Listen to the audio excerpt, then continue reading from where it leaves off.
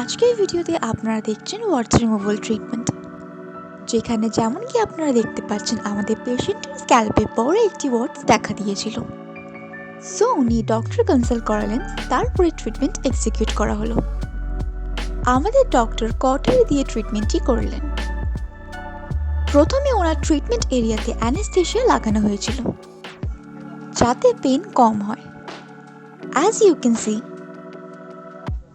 কটারির সাহায্যে ওনার ওয়ার্টস টিস্যুকে completely burn করা হচ্ছে, which is done with total safety and minimal pain.